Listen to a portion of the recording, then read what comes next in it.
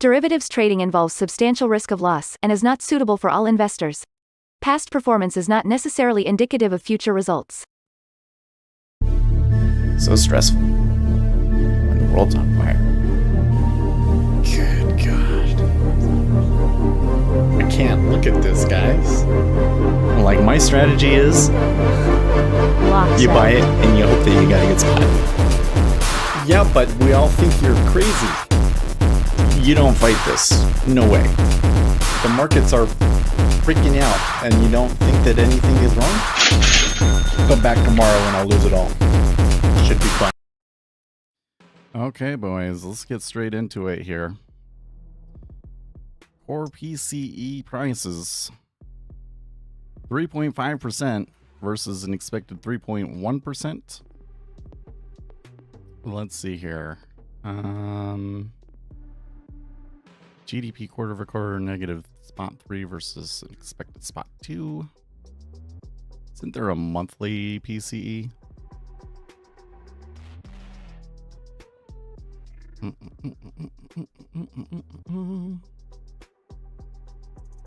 They seem to be reacting really strong to that core PCE 3.5 versus 3.1 and GDP price index 3.7 versus 3.1. Like, they are getting absolutely killed. I kind of forgot that this was going on, so I thought we were okay when I saw that I was behind.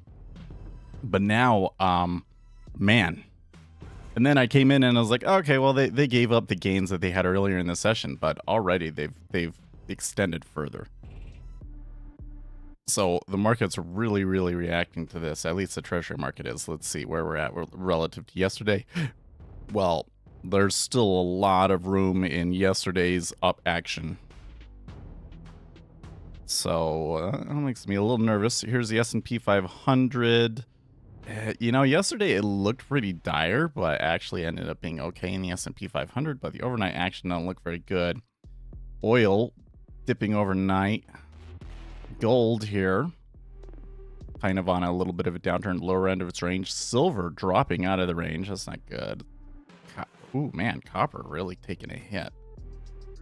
Okay, so this is really interesting. I kind of thought that maybe copper would be up because there was a big story last night about China kind of feeling the squeeze with copper. But they are down. And then the Japanese yen, not too, well, a little bit on the downside in the Japanese yen, but the dollar kind of not too affected. And the Bitcoin still around 95,000. I would think, man, that looks really ugly in the S&P 500 when I look at it. Okay.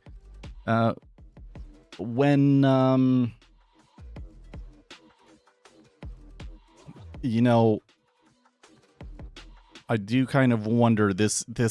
So what we've seen lately, I wouldn't call it a dead cat bounce. I mean, I think I have called it a dead cat bounce, but I wouldn't say it's so much a dead cat bounce as much as it is like it's just we experienced a decline and then everything kind of like calmed down. And then the flows went back to what they were. And so we got a little bit of buying because of like share buybacks and all of that sort of stuff. So that's kind of what I've seen this market doing lately. And I've been waiting to see if there's another leg. And what I'm seeing this morning looks very, very much like another leg to me. Okay, so they did get down to 112 even and bounced. Octavia says he's looking for a short. Well, when I'm seeing that, it's probably already too late. I'm looking at that O2 half and I'm kind of like, well, I don't even know if they'll give me O2 half. Let's test the market here with a sim order. You can kind of see it's not. Bitcoin stuck in a range. Yeah, so I was gonna say everything kind of looks like another leg is maybe starting, but the one thing that's not in line with that is Bitcoin. So, oh my gosh. Oh my, that was wild. Did you see that? That was like 5 ticks all at once. Holy shit. Okay, well, that's not getting filled. Wowzer. Oh, and my algo just took the plus 10 ticks there. That's insane. Okay, well, with a move like that though, I'm really glad that my algo took profits where it did, because when you get an impulse like that, that's going to leave a really massive vacuum behind it. I'm not seeing the resting liquidity react to that, but that is the sort of thing that I think is a little bit of a warning that liquidity could get flighty here. And that means that pullbacks are going to be really extreme.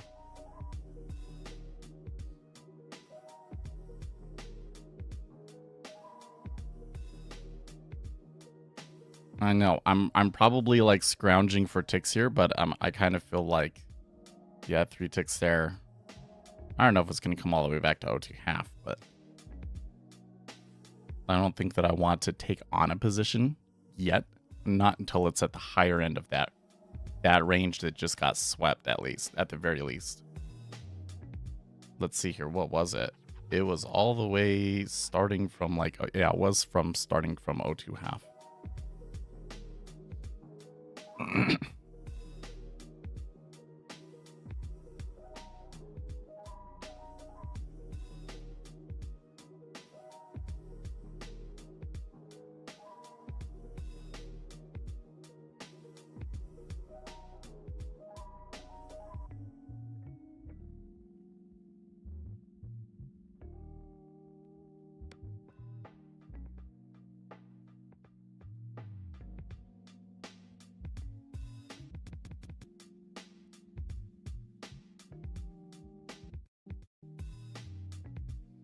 Okay, so now another thought on my mind is, yesterday I wish that I had taken a trade, and I kind of just didn't think about it when the opportunity was there. Today is a Wednesday, and I was thinking, oh well, maybe we could have some opportunities today, and we're definitely getting a strong flow. So that would possibly give me some opportunities. But the micro 10-year spread is like almost 8 ticks. So there's no way I can trade that. Almost 10 ticks in some points. In other words, I think I'm already into this market is too volatile for me to trade, which is really alarming to me. Man, really? They couldn't even hold 112 even.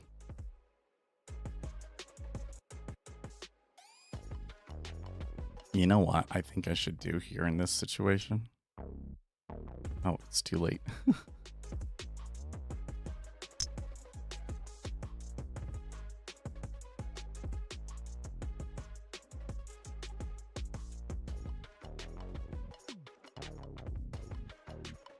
I was gonna say let's put a stop limit in. Well, let's put a stop limit on at 29.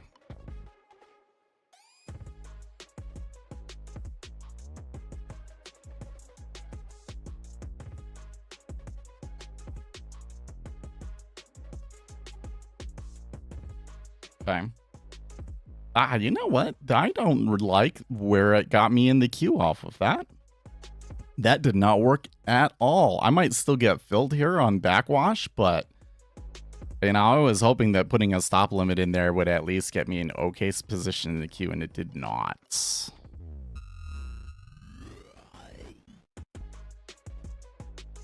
Well, I'm glad I tried that, because now I know next time we're in this position that that's not going to work. My, oh my, oh my.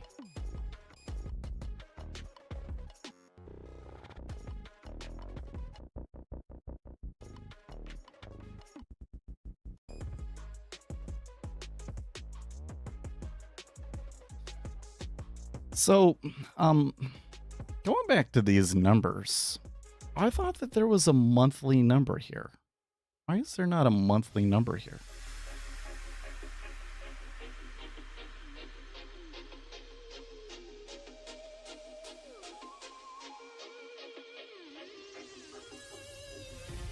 Was the number that we got not a US one? Let me go back. US ADP employment change 62K versus 115K expected and a previous reading of 155? Whoa. Okay. US GDP quarter over quarter, US employment costs, US core PCE prices.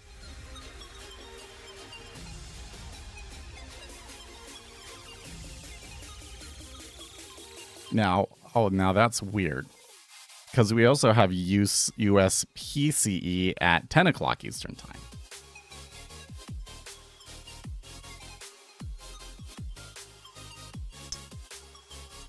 And that PCE that I'm looking at is not reading in there at all. But then what is I can't just be off of GDP. I'm a little confused.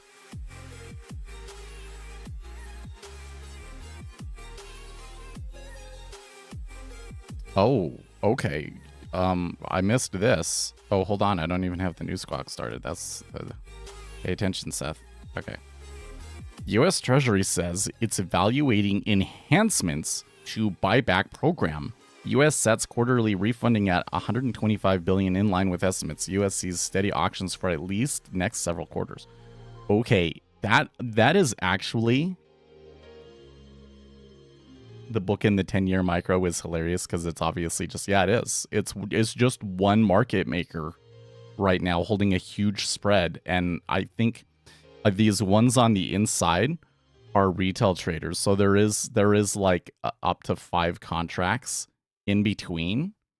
But it really looks to me like the retail traders, such as myself, have decided that we're not going to touch this.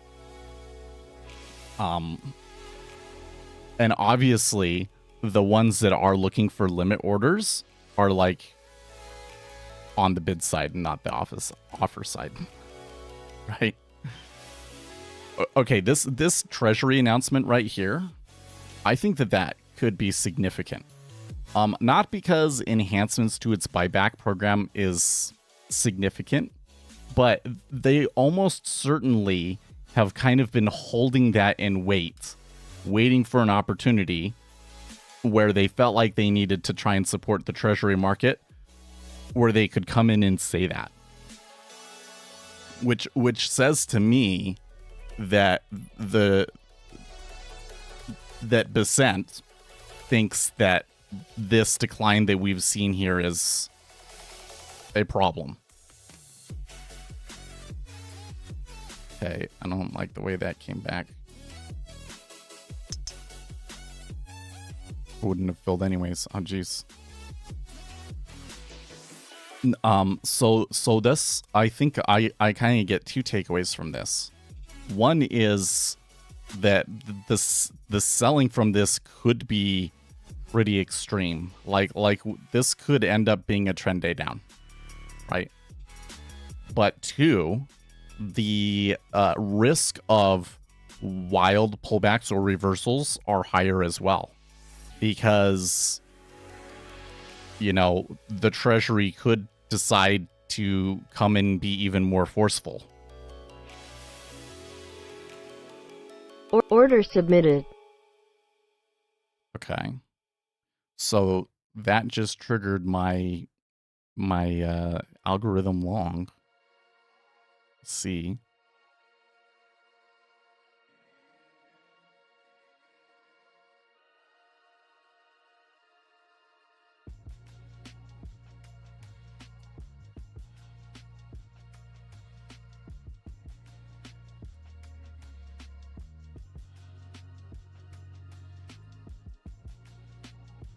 I've been thinking about this, the algorithm, because one of the things that I find curious is that it does usually get some pretty good favorable excursion.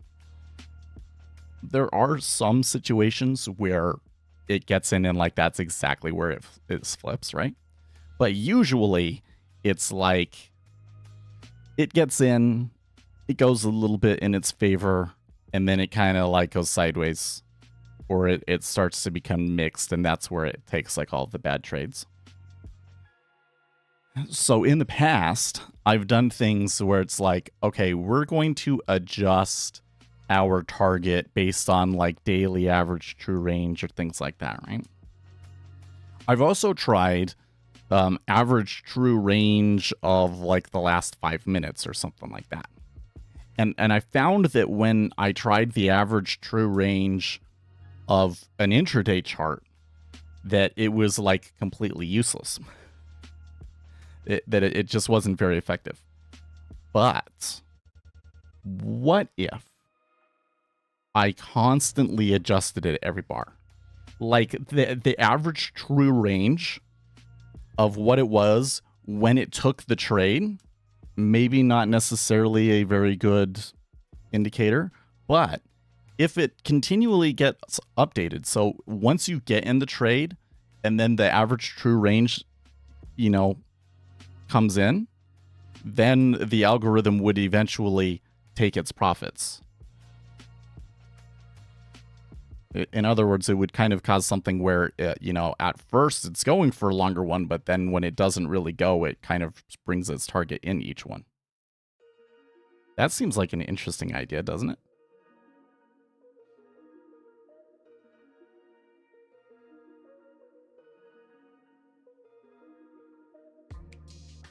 The sell was the break of 112 even last month's high. We're testing it now. Are we testing last month's high? I don't know. I don't know about...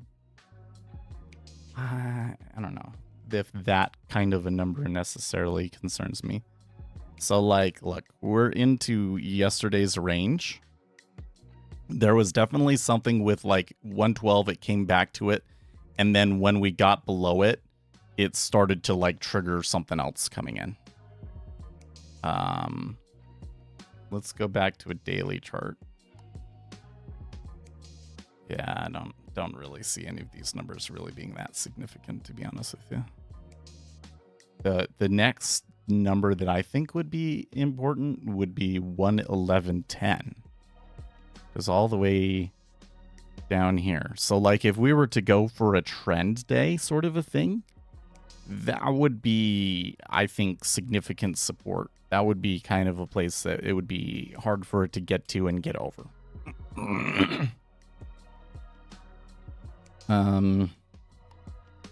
That said, they did bounce back to 112. So like, let's come back to this intraday chart.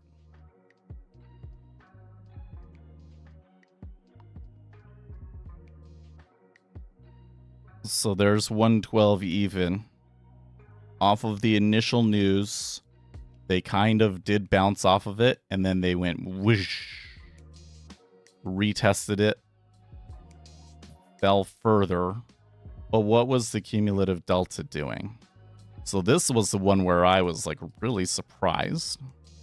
This one wasn't actually as much. In fact, what I actually am seeing here is that like everybody's like, well, I already missed the boat. And the sell meta order is over, and that's why we're pulling back so hard. And because the liquidity is particularly strained, just like I was saying, pullbacks end up being a little bit extreme. Now, interestingly enough, my algorithm did take along. This goes back to the other kind of filter we've proposed based on like activity and change in cumulative delta and things like that. And this might be a situation where that would filter out this trade, but so far the trade is going really well. So that's interesting too. Well, I tell you what, I really don't think I'm going to take a live trade today because of the liquidity in the micro treasury yield futures. But I think that I should try and stay locked in and not really get into a super long discussion today. I think that I should try and stay locked in here as though I was going to take a trade, because this is, I think, important action that's going to tell us a lot.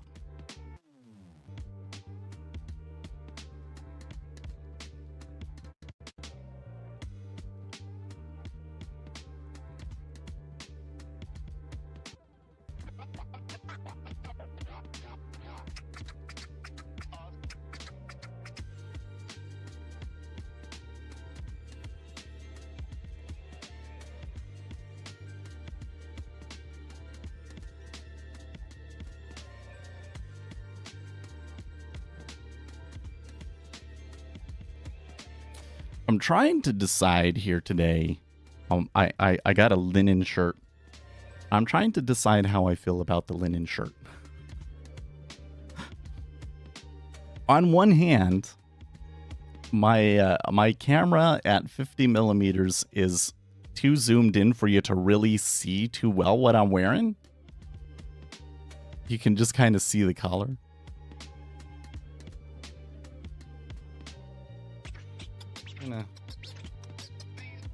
The other thing is, should you do one button or two buttons? In this situation.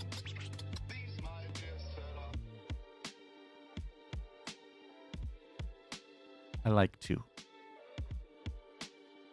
But I wish that the collar was a little bit more poppy, like it would stay up.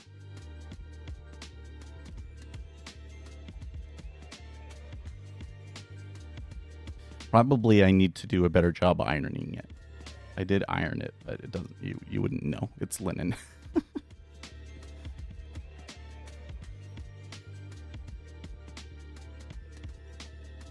It does feel good. I haven't started sweating yet, but I think I'm gonna. It feels pretty hot in here. But the linen, I feel like the linen almost like feels like it's like sucking the air out of you. You know what I mean? It's really weird.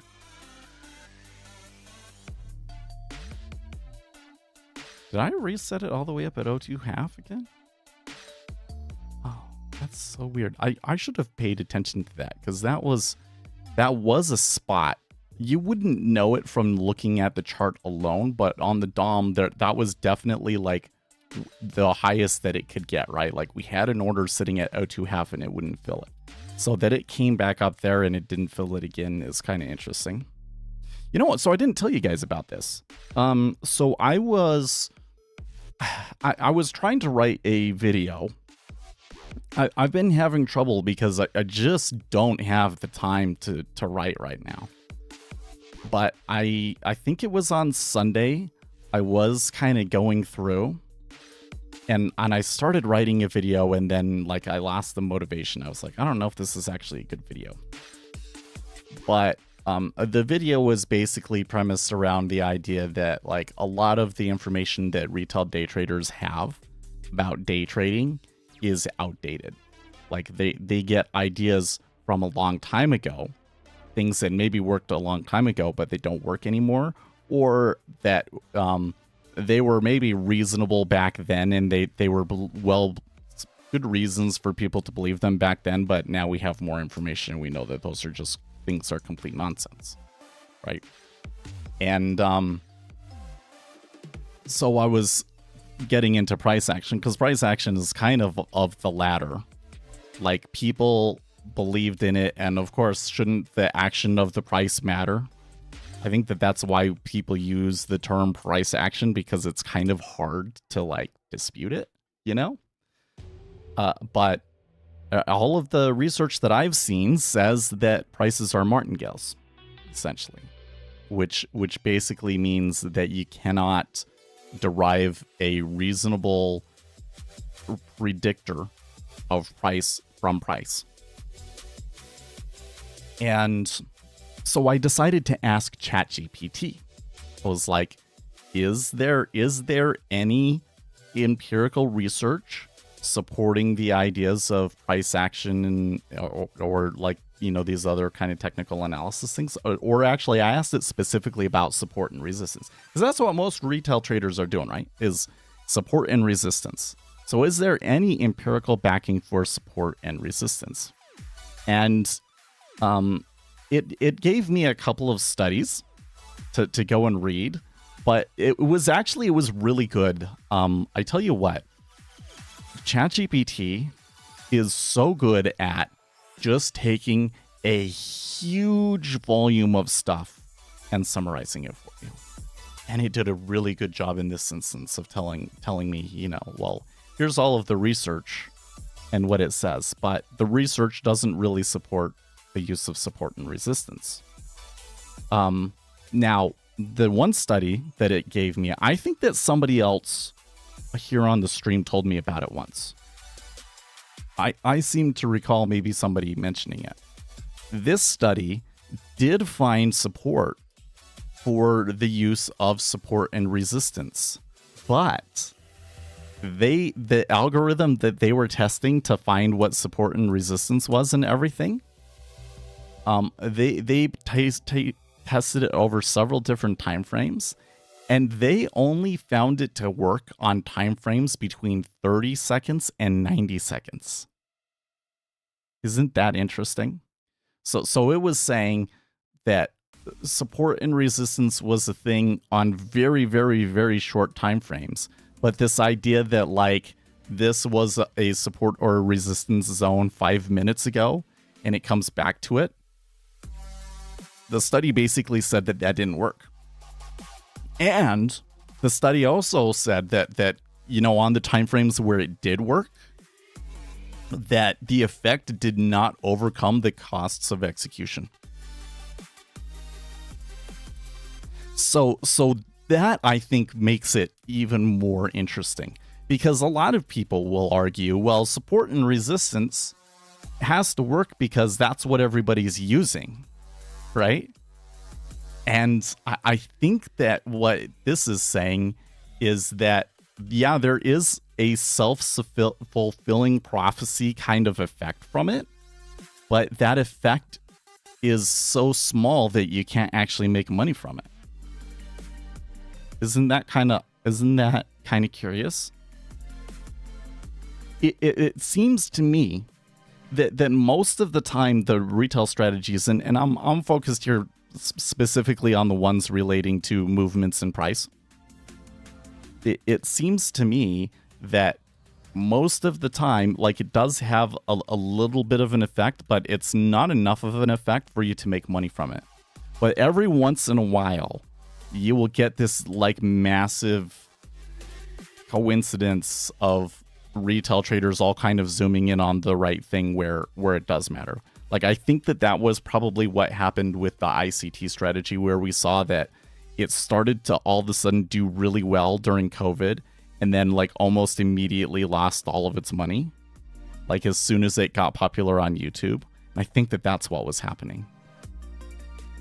So it's like, if I made an algorithm that tracked strategies on YouTube and then traded against the most popular ones, I think that most of the time it would kind of break even. Basically, like, it would make a little bit, but the amount that it make wouldn't pay for all of the commissions and everything. But then every once in a while it would catch a really, really good one when YouTube just something really went crazy. Like, will we ever again see something go as crazy as ICT? I kind of think that it won't. I kind of think that the larger retail world has kind of been burned so much that now everybody is starting to come down on the side that, like, they either completely believe in price action, or they think that day trading in general is just a scam. So I thought the results of that study were really interesting. So how do we make money as retail traders? Okay, so let me get to that. Once, because there's one other thing I want to talk about. And that was that in the 90s, going back to a lot of the information that we have is outdated. A lot of what we know about retail trade, or like a lot of the attitudes that retail traders have, Like, especially this thing that, like, eventually you're going to be making enough that you can quit your day job and you can live just on your income from trading. I really think that that idea originated from retail traders in the 90s, that they were trading the DOM essentially, and they were being liquidity providers. And basically, they were taking over the role of locals that were providing liquidity when it was an open outcry, right? And they were making money from that. And if you're making money from providing liquidity, that's something that should provide a relatively stable amount of income every day. And then every once in a while you catch something where it's the right way and you just make gangbusters, right? And I think that that's the way that those guys were doing it. But now that we have robots competing for that, I don't think that I think that you can be successful with that style of trading with certain taking into account the robots and doing certain things that that the robots aren't pricing in very well, like correlations between a bunch of different assets and understanding why this correlation should matter now when it didn't before, and things like the robots can't deal with that, right? So I just wanted to point that one out because it was talking about the things that are kind of outdated. I think that's one of them. The idea that your goal should be to make a living from day trading, I don't think that that's the case. You're likely to harm yourself trying to do that. Okay, so don't do that. Think of it as a hobby. Like, take it seriously, but it's a hobby. The chances of it replacing your income are very, very low. Okay, so, and that is still kind of saying, like, here's a way to make money. But I'm kind of saying that's not like the best gig in town anymore either because of the robots. So then what do we have left? Well, the only strategy I know of that is really practical for a retail trader to take advantage of at that point is speculation. You know enough about the market to be able to make good predictions about what the markets are going to do in the future, and you position yourself accordingly. And I really think that is the best type of strategy, category of strategy that retail traders have available to them today. Now, the issue with speculation is that the profits from speculation are extremely unreliable. That's something where you could come in and just kind of be wish-wash, like just break even most of the year, and then you get one call right, and that's all your money for the year, right? That is not suitable as an income source to be living off of. Okay, so don't think of it as income to live on. Don't quit your day job, but I do think that there is some value in speculating. I think that we need more people speculating in markets. It kind of seems to me that the systemic and automated passive flows from like index investing and things like that are creating like really massive imbalances in markets and making them less efficient. So we need more speculators in the market. But just realize that being a speculator is a tough road. It's probably one of the toughest roads in trading, but that is what I think is our best opportunity. And then, and I'm only speaking from the perspective of like, if you're going to do short-term trading, right? Because ultimately Uzi is correct. You should input more of your capital into investing than you should trading.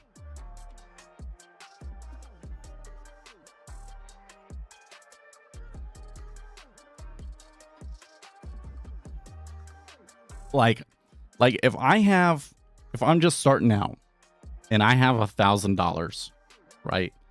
I'm going to put like $500 into software and things like that and $500 into trading, right?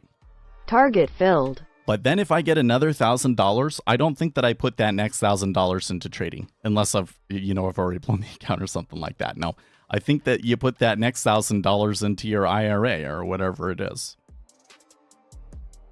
Or if you don't have an IRA, into like what I would call a mad money account, which is like a small stock portfolio of 5 to 10 stocks. I think you should have, you want to day trade. That's good, but don't put everything into day trading and not have anything invested. Okay. Because there is, I think, significant room for there's a significant amount of opportunity in investing. So I was watching the Strong Source podcast, and something that they were saying was that there's this kind of misconception among people that like higher volatility means that it moves more, because volatility is really more a measure in the options, and it can like go really high and come back and things like that. So what they were saying is that although the volatility of commodities markets is about the same that it was, the extremes are bigger than they were before, because there are so many hedge funds and momentum followers compared to what things were when they like first started trading. And they kind of pointed out, I mean, they didn't really spend a whole lot of time, but one of them did say in passing that like that does provide good opportunities for fundamental speculators coming in and saying, okay, like here's this move, but we know that this move is because of momentum or whatever, and the larger term, the bigger picture supply and demand analysis that I've done says that we're going to reverse this eventually, right? Then you get better opportunities, you get better prices,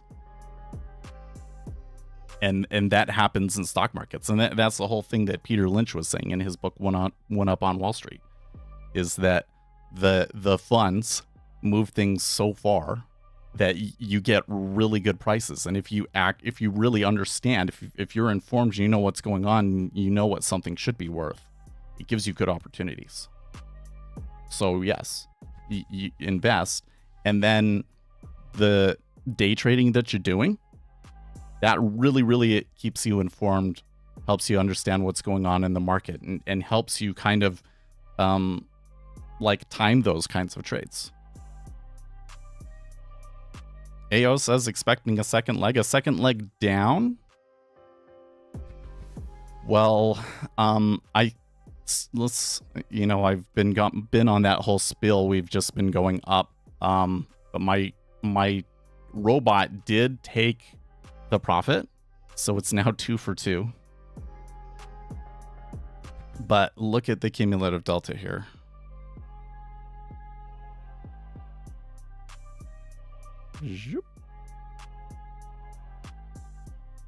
So we have completely recovered. So what happened was that news came out, people freaked out, a lot of traders took it, and then when it came down to here, all of those traders took profits, essentially. So I'm not saying that it's not possible that we get a second leg down, but I don't think any of that helps us predict that there will be. Like at this point, I think that the most likely thing would be that we start to build a range here and just go sideways. That's the most likely thing. Granted, in an hour, we do have more data coming. Okay. What do we get? We get like PCE price index, month over month, consumer spending, personal income, etc. Okay. And pending home sales too. So yeah, the most likely thing is that we just kind of do this. If it didn't take up the whole screen, I would kind of leave it up here like this and see how good our prediction is. But I think that it'll kind of, maybe it could get as low as this, but it would probably do this sort of a thing.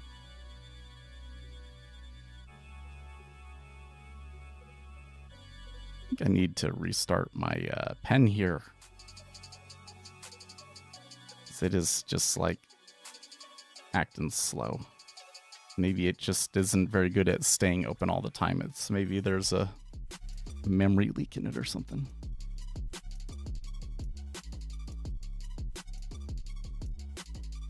Octavia says, I'm not done diddling in the middle. My bias would be for longs. Yeah, I suppose that my second most likely scenario is that this is like a full-on reversal, if not long flows, and that we come back to like 112, 11, or like the open, let's say.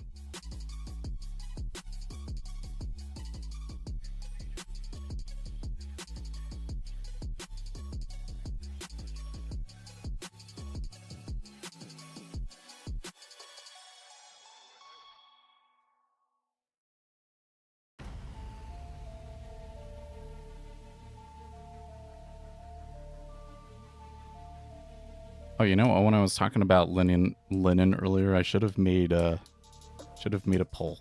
Let's make a poll.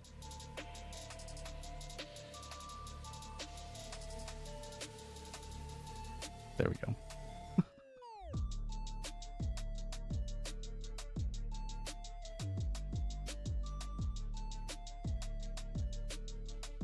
What the heck is this on LinkedIn? The interview process is broken. Candidates should perform well under stress.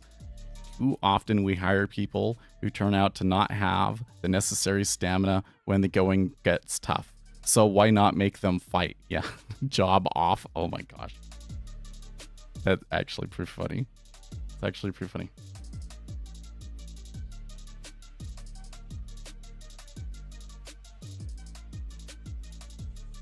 Port of Los Angeles says shipping volume will plummet 35% next week as China tariffs start to pay. Oh, okay, so that reminds me.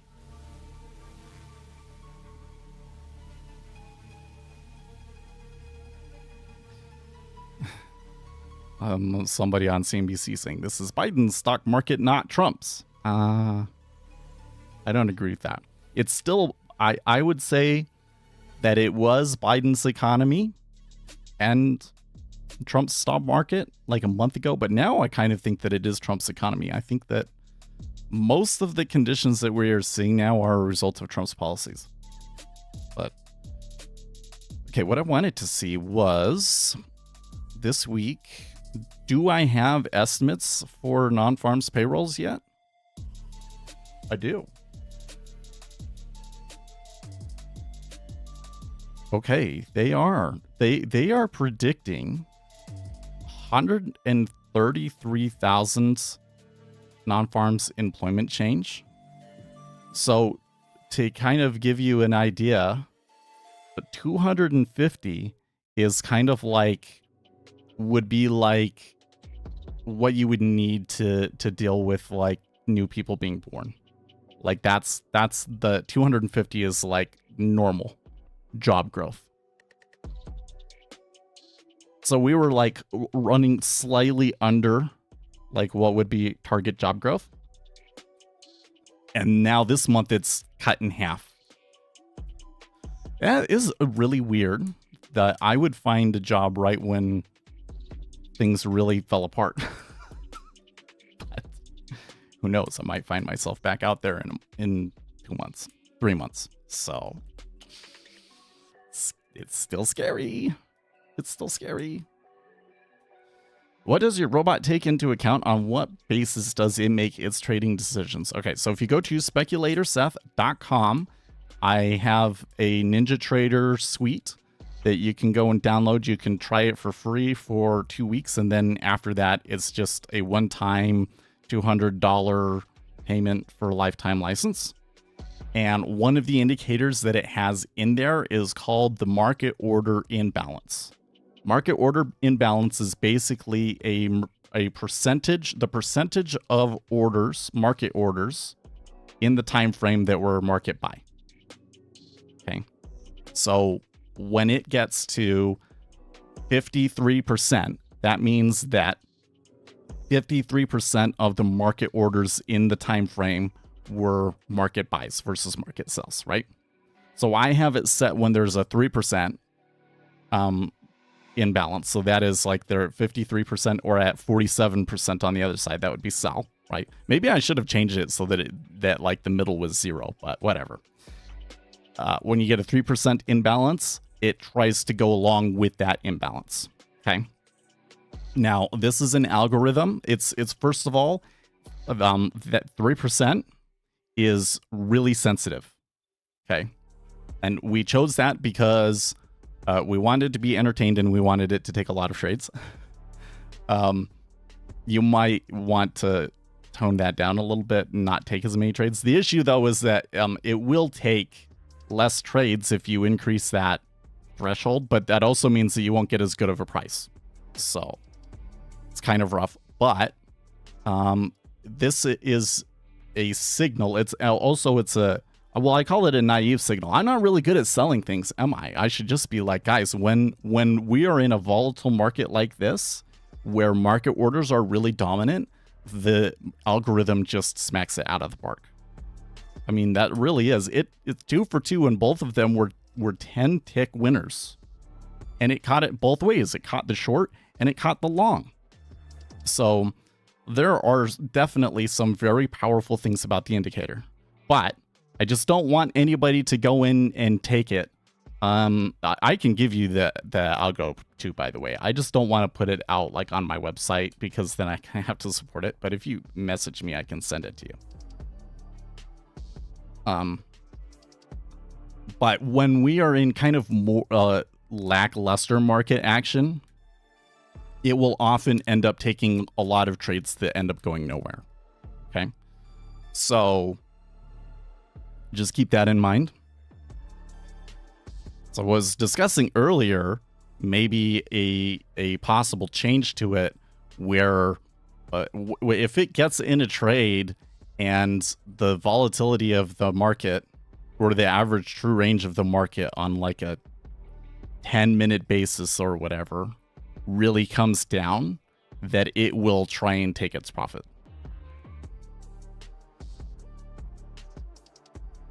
So that might be one change that would help it in those kinds of more middling markets, because it does get decent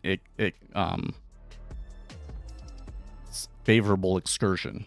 It'll like go 2 to 4 ticks in its favor, but then it holds it for too long and gets out at a weird time and all these sorts of things.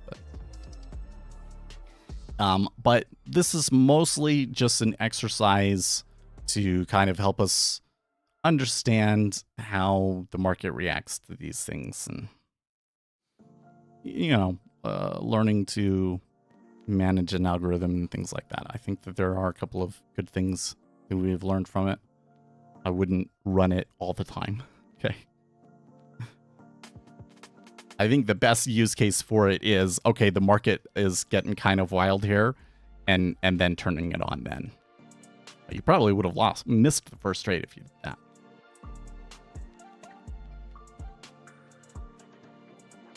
Oh, it was Donald Trump that said this is Biden's stock market, not Trump's. Like, I think most of the time when he said that was correct. But now you're definitely seeing, I am wondering more and more this whole thing about, like, with the Federal Reserve, because he was attacking the Federal Reserve again today. It is kind of looking more and more like, well, I need somebody to blame. And probably the best excuse that he's got.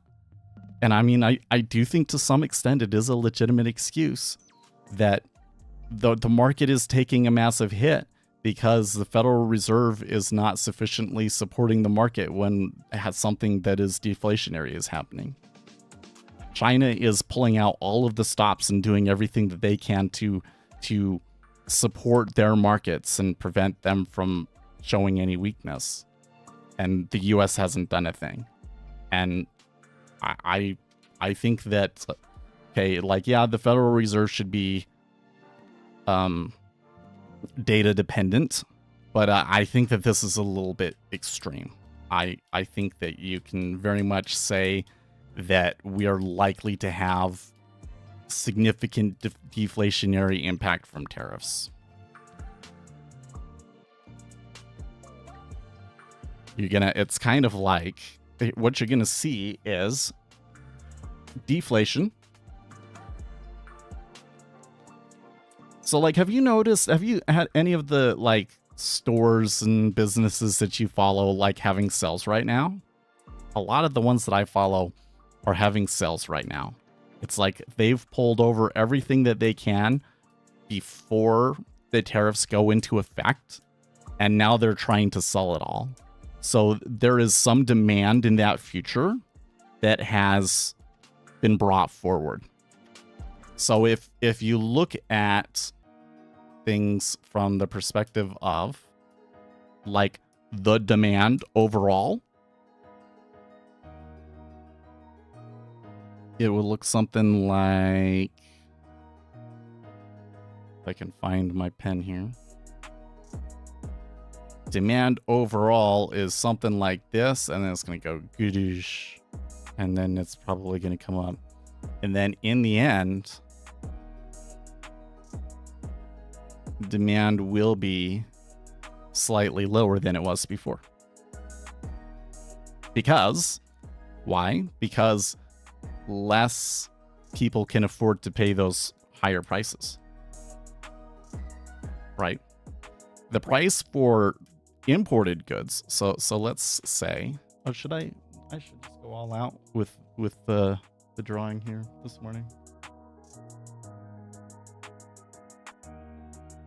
Someone just took a dump at the high in ZT, okay? So this is demand. Okay. This would be, and I don't know what the exact name of this measure would be, but it would be like import prices.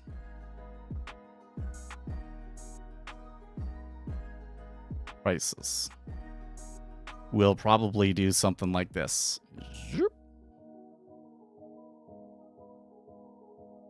Right. Prices are going to go up. Okay. Import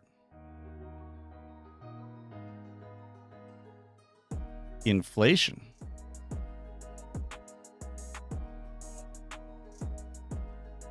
will do this.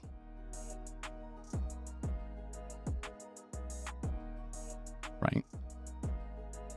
Because import inflation is basically the derivative of import prices. Okay.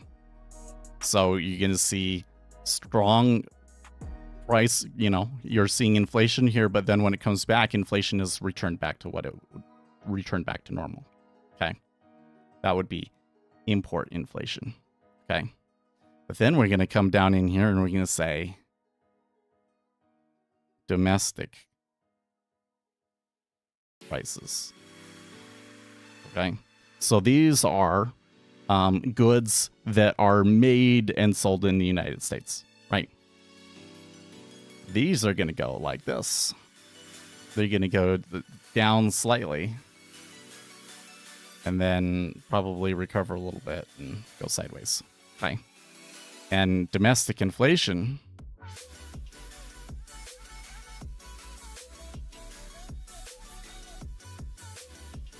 is basically going to be like this. The opposite. So what's going to happen is these increased prices are going to come in the short term at the expense of domestic consumption, because people aren't going to be able to afford these goods. So where's the money if for the goods that they absolutely have to have? Like you have to have an iPhone, right? You can't just not have an iPhone. So if I'm going to buy an iPhone, that means I can't buy as much stuff that was made here in the United States, at least in the short term. Okay. I would hope that domestic demand in the, you're going to see domestic demand decline at first, but then in the long run, I think that the growth rate of it could increase. Like if things stayed the same, I think that it would be a tough road, and I don't think that it's necessarily what you want to do. But it would boost domestic inflation, or at least the share of domestic versus import would go up at the very least, right? But the weird thing is that when you look at what, all of this combined and you look at inflation, you're probably going to see like a little blip and then go back to what it was. So in that situation, do you raise interest rates? No, because you know that it's going to be very brief. Unless people's expectations get involved and inflation expectations become unanchored. Then you have a problem. Right? Now, another thing is that you're going to see some inflation coming in the next quarter on Chinese goods, but that's not all of it. So I think some people are expecting like insane, ridiculous amounts of inflation. It's not going to be that high.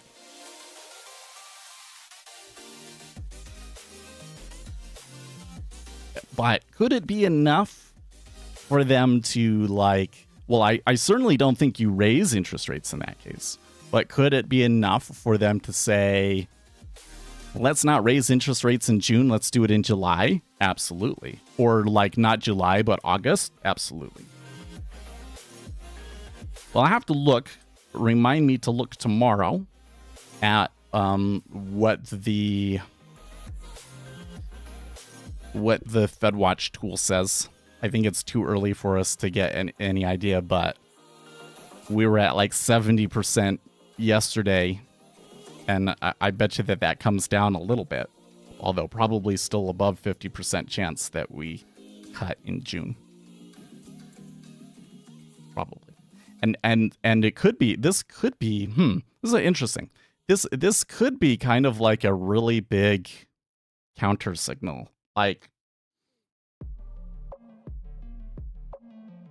Treasury sold off today, but man, if we miss the estimate on the non-farms number, like they were expecting 115,000, and we were to get less than 100,000, I think that the treasuries would bid on that pretty hard.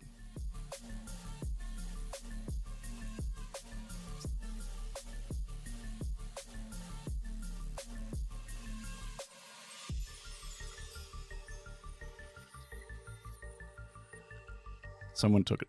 Oh, I already read that comment. Didn't I? Someone took a 9K dump at the high-end ZT. I really think that the selling that we've seen here in the treasuries today is speculators. So us coming back up here and the speculators decide I still like it short and are deciding to go short could make sense. When local products are more in demand, the prices will creep higher. Well, so I think that in the next year, that the net effect is probably going to be deflationary. Because I mean, it's kind of a weird thing. we had all of this craziness from tariffs. Donald Trump kind of backed off. The market was kind of like, okay, he backed off and things flipped around really, really quickly. But the reality is that he's still putting massive tariffs on China, and that is going to cause some damage to the economy. Basically, all of these people in the United States canceled that were making money from importing things from China are going to be hurting. And that is going to be net lost GDP, net lost jobs, net lost demand overall.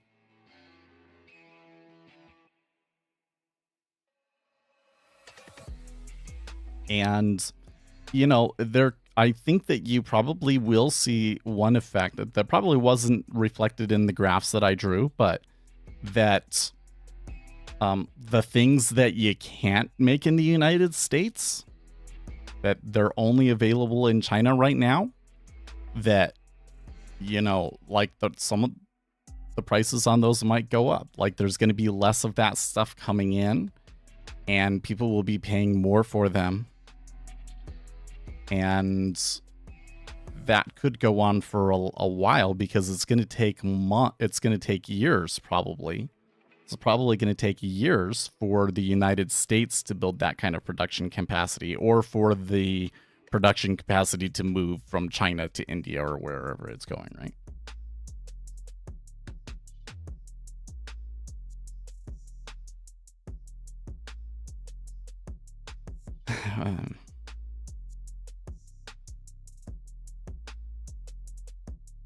Aminesh says he's waiting for Apol or Uzi to share empirical evidentiary profitable trading.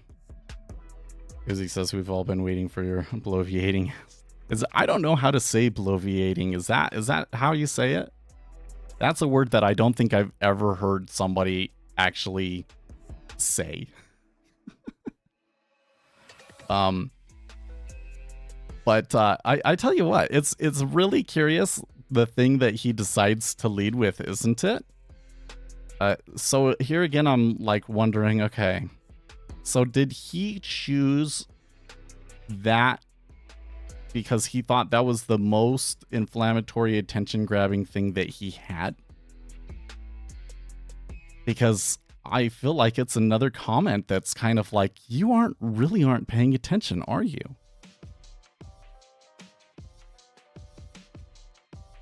You really aren't paying attention, are you?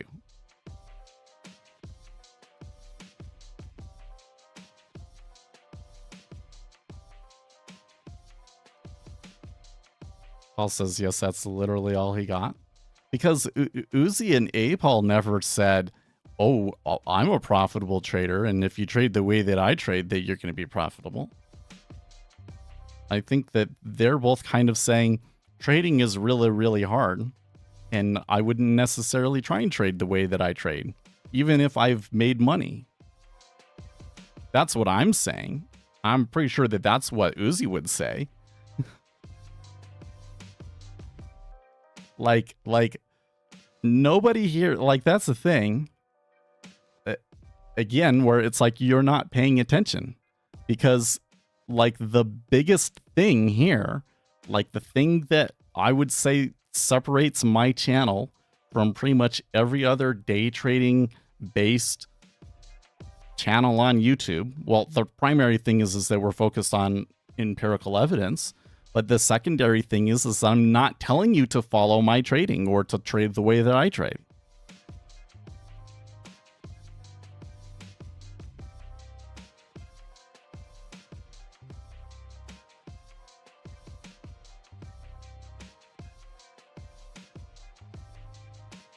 Yeah, it was Dipshit who said that and then promptly said he doesn't have to prove it. Yeah, exactly. Exactly. So, see, Aminesh, you are projecting because you were the one that said that and staked that position out, and then we all mocked you for it. And that doesn't necessarily mean that we are staking out the same position. Oh, but we're saying that you're wrong because we think that our method is the correct way to trade, and that's not. Nobody said that.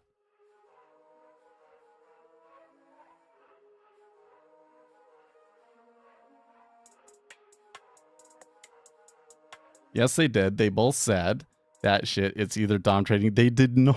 They did not. In fact, it's funny. Yeah, you must have not been listening to the stream at all and just popped in too, because Uzi straight up said earlier that if you want to make money in trading, invest and don't trade. He straight up said that.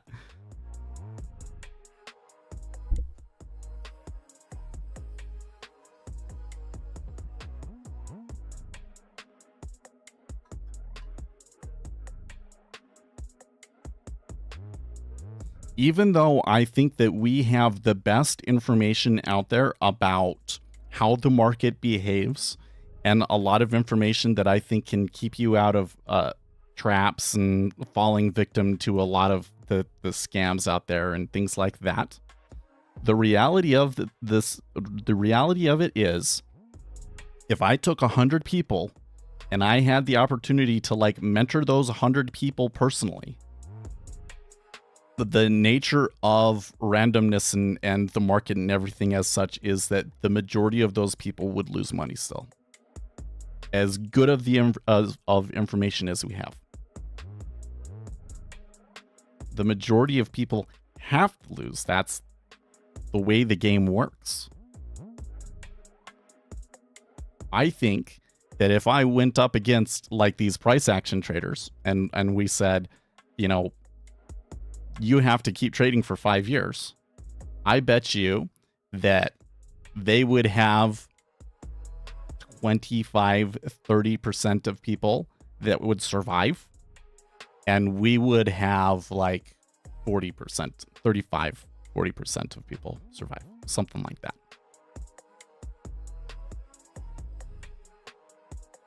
I would put my traders up against any other group of retail traders, but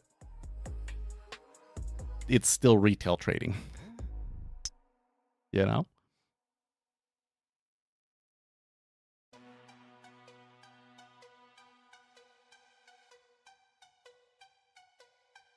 I would love to talk to explain explicitly why cost basis info does not help a trader.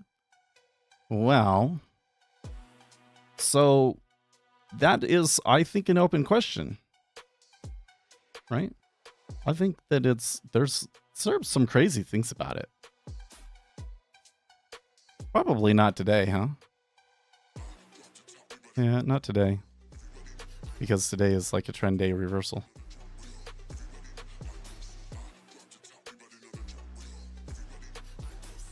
That one's pretty good right there. You go to the next day.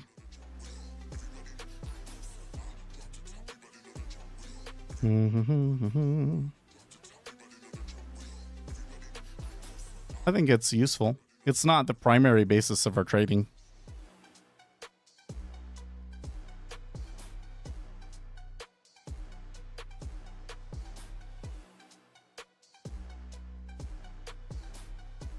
I think you have a larger issue here, Aminash, which is that the entire basis of your trading is based on using changes in prices to try and predict future prices. And all of the research that we have on this says that that doesn't work.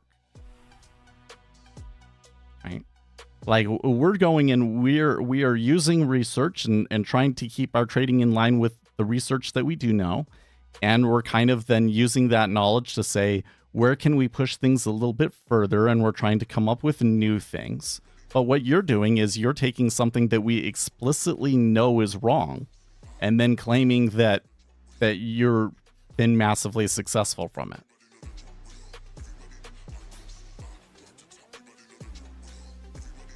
And I say that you are either A, lying, or B, lucky. That 5 years from now you won't be here. If you're lucky, then 5 years from now you won't be here anymore.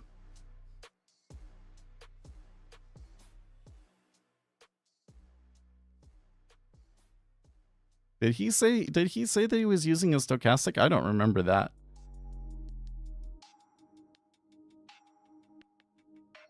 The crazy thing about successful traders online is how willing you'd think they would be to show off their results. You know, I really do kind of wonder about that. Like, I understand that you don't want to have identifying information in your trading, and you don't necessarily want to, I mean, I don't know, this wouldn't be the case for Aminash, but if it was me, I wouldn't want people to be able to understand my strategy and steal my strategy. I don't think that Aminash cares about that. But, you know, you would think that they would have an example one of like a month where they've already gone and like blanked out all of the identifying information so that they could give it to people. Why don't they do that? It is really kind of weird.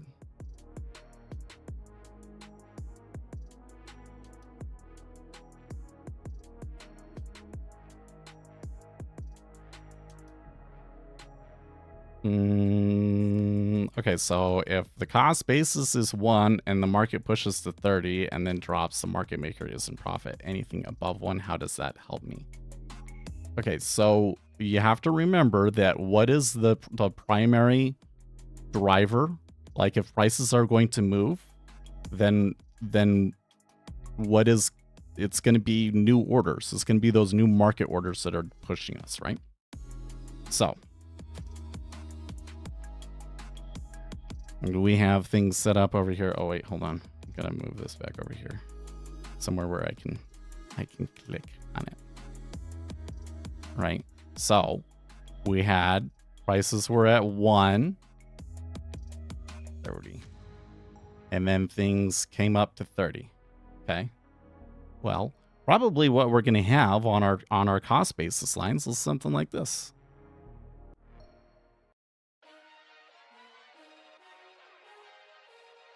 Right. And then the dotted line is going to be something like this. Order Right. canceled. So the first thing is why did it stop at 30? Because very often we find that the reason it stops at 30 is because that was the stop out zone. And then if we do get like a, Donald Trump comes and tweets something and we're going to drop back down. How far are we going to drop? Are we going to go to 1? Are we going to go to -1? You should have picked a higher number. You should have picked like 100 or something like that, so we could do the scenario of what if it drops now? Okay, but very often we see that when we get those big drops, that it goes right to our cost basis line. So that's how it helps you. Granted, to really make money, you still have to be able to predict these market orders that are going to come in and push us up, or that are going to come and push us down, right? So I think that you still need to have a predictor of order flow. But this gives you a really good idea in terms of like how far it's going to go or which places you should be taking your profits. It's extremely useful.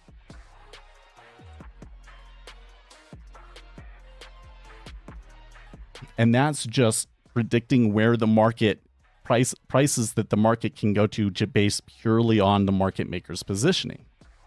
Just remember that the market maker's positioning is not the whole market. It's not the most important. The thing is that if ICT's view of the market was correct, then those cost basis lines would be everything.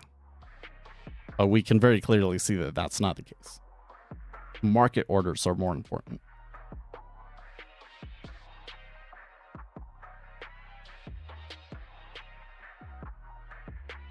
Yeah. Hey, Paul, I don't know what to do with this info. Next comment is, it's all fake. You're completely wrong, and I can prove it with numbers how it's all fake and impossible to use, but doesn't know how to... Yes.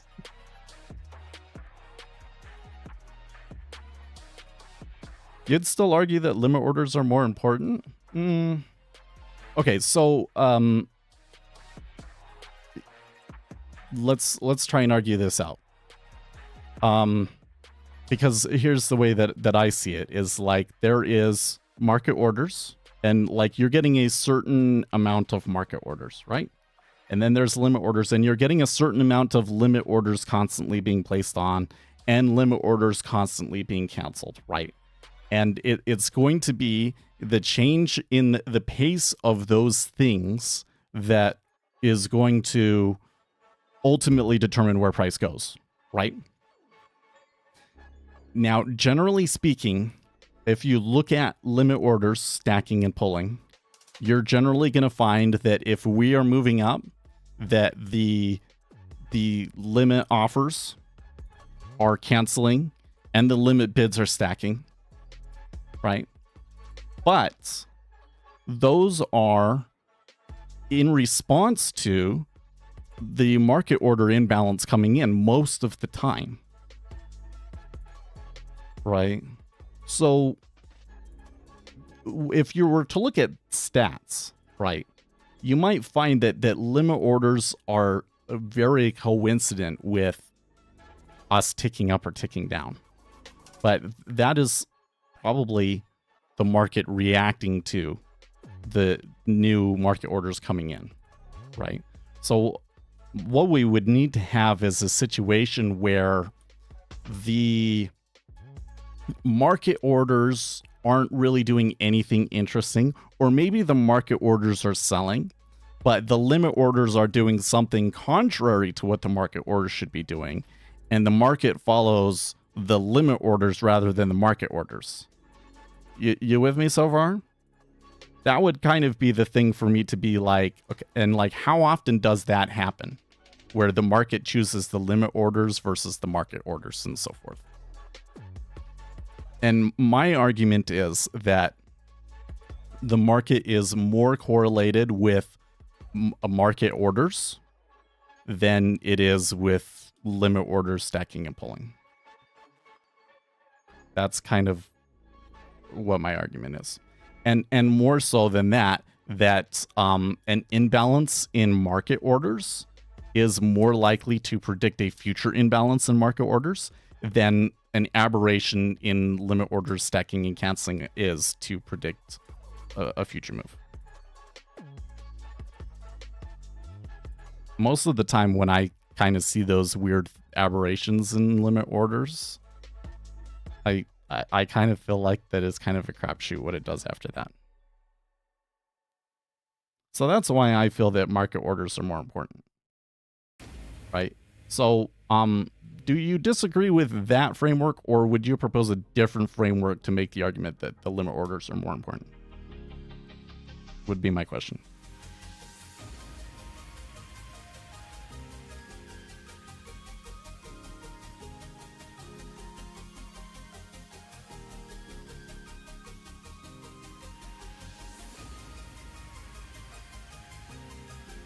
Uzi didn't like that one.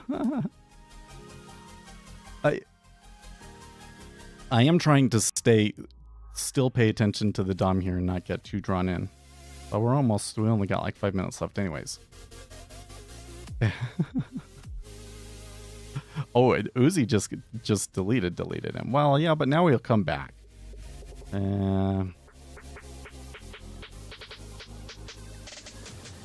So I do not know anything about Paul's past performance. I don't care.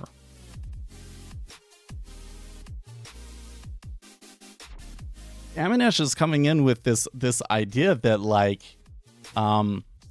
you should be able to come into the market and be successful, and if you were a good trader then you would be successful. And this is just not the way that it works, man. We're retail traders. Like, only the top 1% is really going to be super successful with day trading. And that top 1%, they're often that top 1% because they got lucky.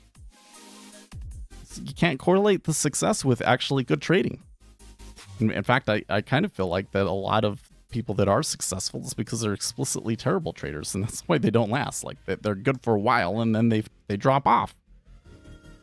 And that's what happened with, I don't, you know, I hate to like use people's names and everything, but I just feel like in this particular discussion, it makes sense. Like, that's what happened with Matt, right? So he had a period where he did really well, and that kind of got him popular, and then it didn't last because the strategy didn't actually work. He was just getting lucky. That's what I think about his trading, at least.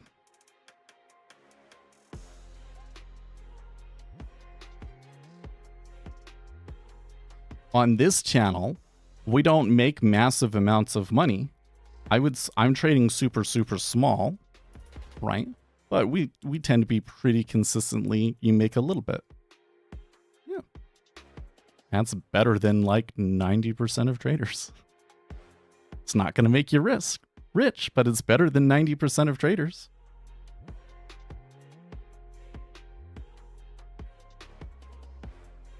Order submitted.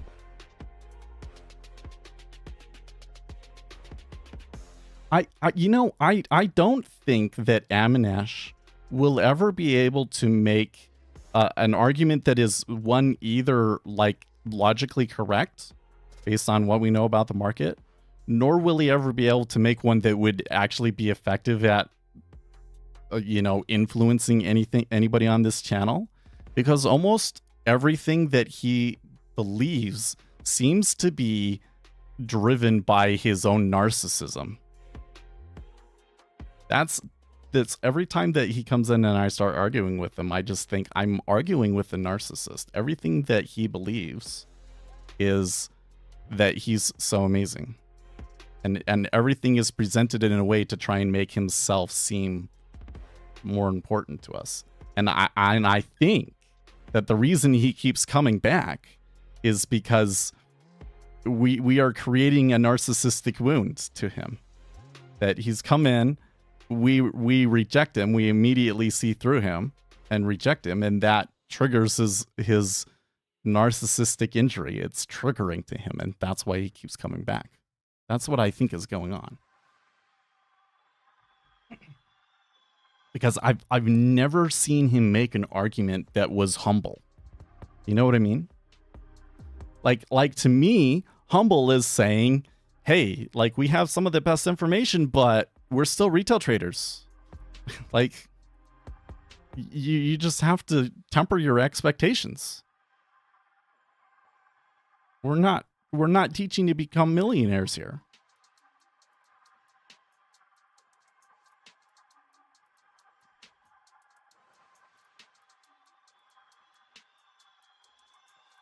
I didn't start this with the idea that I was going to become this super famous person and that I would then guide all of these other people to riches and this and that. It didn't start that way. It was just me recording my trades for a contest. And that was it. And then as we learned, it turned into, well, I don't know if you're necessarily going to become a successful retail trader off of it or anything, but at the very least, we can actually understand what the market is actually doing, how the market actually behaves, and why it did what it did. At the very least, we can understand that. I can't guarantee that you're going to make money. And I think that any of these people out there that are telling you that you're for sure going to make money from doing what they tell you to is full of shit. Every one of them. They really knew what they were talking about. And they were responsible. There may be some that they know what they're talking about, but they're not responsible. They just want your money and they tell you whatever you want to hear, right? But if they're really doing what's in your best interest, they are going to temper your expectations and help you understand what is really realistic to accomplish based on the opportunities that are available. And it doesn't bother me in the least bit to tell that to people, even though it probably doesn't help the YouTube channel the most, you know?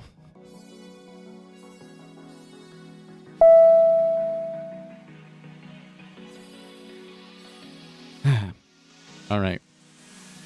Any other comments before we get going? How did our poll end up?